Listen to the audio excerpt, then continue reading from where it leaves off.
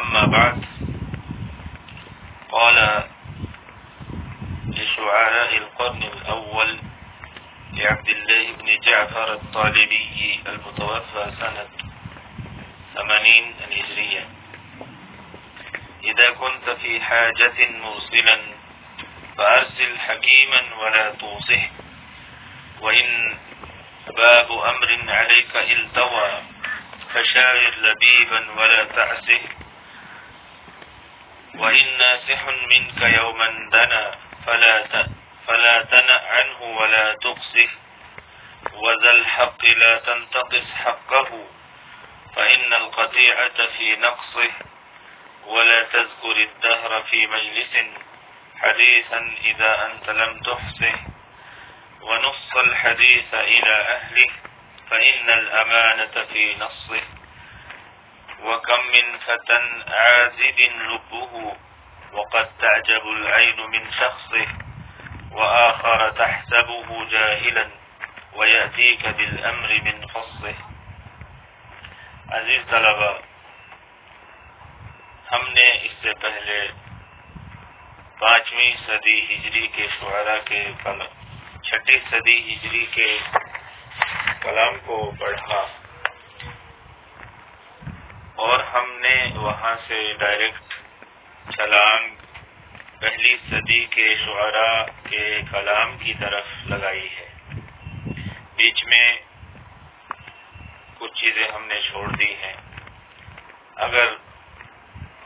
وقت ملا تو ان چیزوں میں سے بھی جتنا ممکن ہوگا ہم ضرور پڑھیں گے،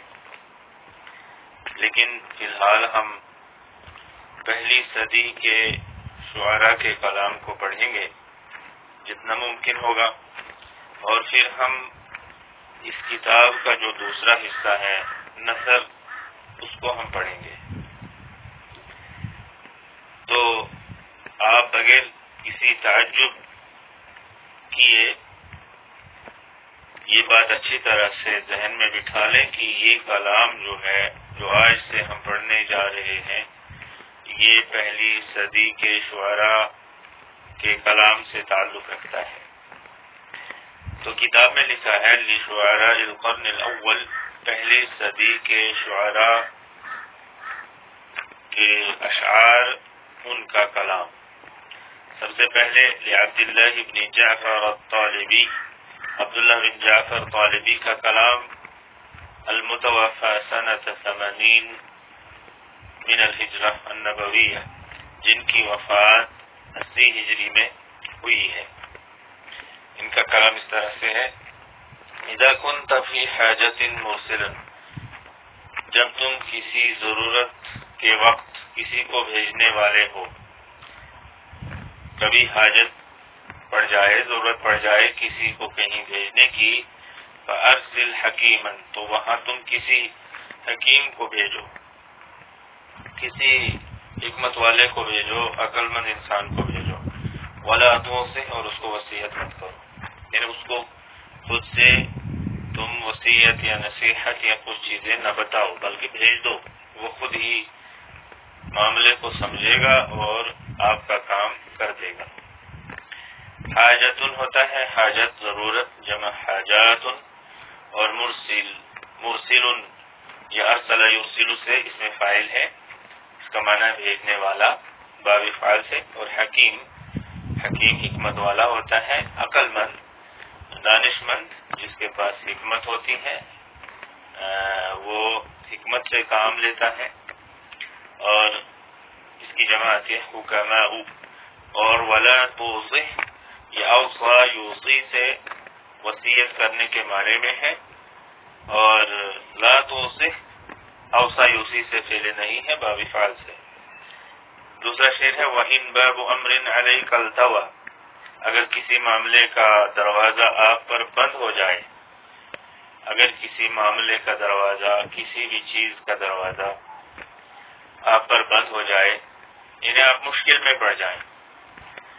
کوئی کام آپ کا نہیں ہو رہا ہے، دروازہ بند ہو رہا ہے اس معاملے کا،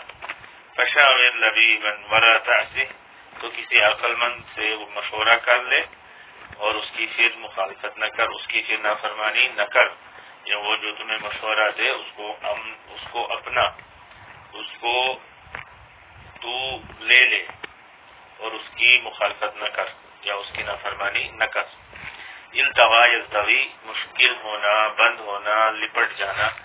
یہ باب افتعال سے ہے، اور شاورا یشاورو مشورہ کرنے کے معنی میں باب مفاعلہ سے، اور لبیب ہوتا ہے عقل مند، جمع الباء۔ اور تیسرا شعر ہے وَإِن نَاصِحٌ مِّنْكَ يَوْمًا دَنَا، اور اگر کسی دن کوئی نصیحت کرنے والا قریب آ جائے، اگر کوئی نصیحت کرنے والا کسی دن قریب آ جائے، فَلَا تَنَا عَنْهُ وَلَا تُقْصِهْ، تم بھی اس سے دور مت ہو جاؤ اور اس کو دور نہ کرو، خود بھی اس سے دور نہ رہو اور اس کو دور نہ کرو۔ اگر کوئی نصیحت کرنے والا تمہارے قریب آ جائے تو اس سے دور نہ ہو جاؤ، اس سے دور نہ ہو اور اس کو دور نہ کرو۔ نآ ینآ، یہ لا تنع ہے نا، یہ نآ ینآ دور ہونے کے معنی میں ہے با فتح سے، اور لا تنع یہ فعل نہیں ہے اسی سے، اور لا تقصی اقصی یقصی دور کرنا افعال باب افعال سے، اور لا تقصی ہی یہ بھی فعل نہیں ہے اسی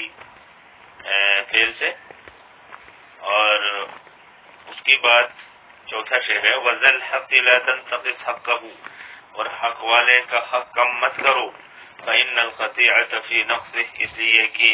قطع تعلقی اس کے حق کو کم کرنے میں ہی ہے، اس لیے کہ جدائی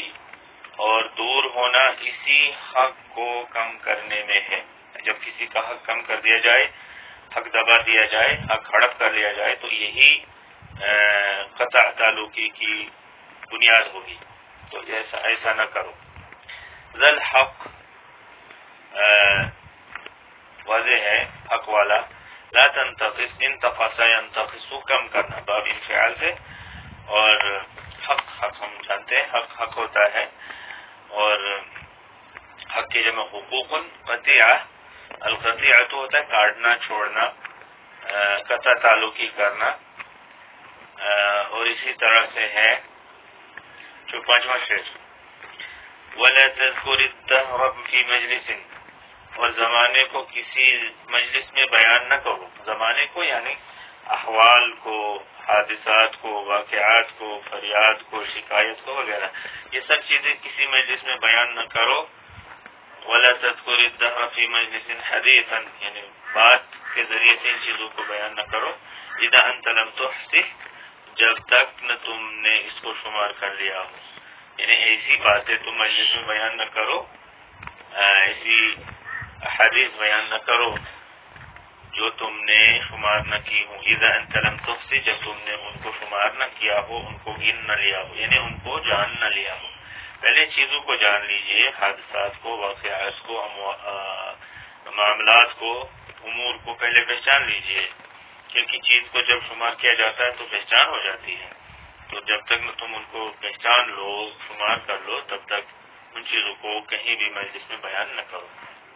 لا تحصی، احصا یحصی شمار کرنا گننا افعال سے، اور یہ بھی احصا یحصی سے فعل نہیں ہے، لا تحصی لا تحصی، اور ہی کی طرف یہ چیز جو ہے منصوب ہے۔ اچھا پھر ہے چھٹا شعر وَنُصَّ الْحَدِيثَ إِلَىٰ أَهْلِهِ، اور بات کو اس کے کہنے والوں کی طرف منسوب کرو، بات کو اس کے کہنے والوں کی طرف منسوب کرو، نصاً بیان کرو کہ یہ بات کس کی ہے، کس انداز سے اس نے بیان کی ہے۔ فَإِنَّ الْأَمَانَةَ فِي نَصِّهِ، اس لیے کہ امانت اس کے نص میں ہی ہے، یعنی اس کو منسوب کرنے میں ہی ہے، اس کو جس نے کہا ہے اس کی طرف اس کو منسوب کرنا، اسی کے نام سے بات نقل کرنا، یہی امانت داری ہے، اسی میں امانت ہے۔ نص ینص سے نص بیان کرنا، یہ نص ینص باب نصر سے اس کا معنی ہے نص بیان کرنا، مکمل عبارت بشمول الفاظ و معانی کے، کہنے والے کی طرف بات منسوب کرنا، الفاظ نقل کرنا۔ اور ساتواں شعر ہے وَكَمْ مِنْ فَتًى عَازِبٍ لُبُّهُ، کتنے نوجوان ایسے ہیں جو عقل سے غائب، جن کی عقل غائب ہے یا جن کی جو عقل سے خالی ہے، جن کی عقل پوشیدہ ہے، چھپی ہوئی ہے. وقد تعجب العین من شخص، اور کبھی کبھار آنکھ ان کی شخصیت سے تعجب کرتی ہے، حیران ہوتی ہے. شخصیت میں وہ ٹھیک ٹھاک ہے، آنکھ سے جب آپ ان کو دیکھتے ہیں تو آپ کو اچھے لوگ لگتے ہیں، آپ کو وہ بہتر انسان معلوم ہوتے ہیں، لیکن ان کی عقل غائب ہوتی ہے، ان کی عقل پوشیدہ ہوتی ہے. وہ جب بولتے ہیں یا کچھ ایسی چیز ہوتی ہے تو ان کی کم عقلی ثابت ہو جاتی ہے. عازب، عزب یا ذوبن سے اس میں فاعل ہے، پوشیدہ ہونا، غائب ہونا. عزب فلان عزبة وعزوبة لم يكن له زوج، جب یہ کہا جاتا ہے تو اس کا معنی ہوتا ہے کہ اس کا جوڑا نہیں. فهو عازب، اور عازب اس کا اس میں فاعل ہے، جمع عزاب، جمع عزاب، عزب یعزب. تو یہ باب نصارہ سے ہے، باب نصارہ سے. اچھا، اس کے بعد ہے عجب، عجیب یعجب، تعجب کرنا، حیران ہونا، سمیع سے. اور آخری شعر ہے وآخر تحسبه جاہلا، دوسرا نوجوان ایسا ہوتا ہے جس کو آپ جاہل خیال کرتے ہو، جاہل شمار کرتے ہو، اس کو جاہل سمجھتے ہو. وہ یأتیک بالامر من فصل، لیکن وہ کوئی معاملہ لے کر آتا ہے اور عمدہ طریقے سے لے کر آتا ہے. من فصله، نگینے کی طرح وہ بات کو، معاملے کو لے کر آتا ہے. یعنی آپ کے ساتھ، آپ کے سامنے جب وہ کچھ بھی قول یا فعل کرتا ہے تو نگینے کی طرح قیمتی ہوتا ہے وہ فعل یا اس کا وہ قول. تو عمدہ چیز یا قیمتی چیز وہ پھر بیان کرتا ہے، وہ اچھی خبر لے آتا ہے، یقینی خبر لے آتا ہے. اس لیے کہ نگینہ قیمتی ہوتا ہے تو وہ قیمتی چیز کو لے کر آتا ہے. حالانکہ ظاہراً وہ جاہل لگتا ہے لیکن وہ اچھی چیز بیان کرتا ہے. تو یہاں فص کا معنی نگینہ ہوتا ہے، مراد اچھی بات، اچھی چیز، اچھی خبر یا قیمتی چیز وغیرہ. تو یہیں پر بس کرتے ہیں. اللہ تعالی ہمیں سمجھ عطا فرمائے.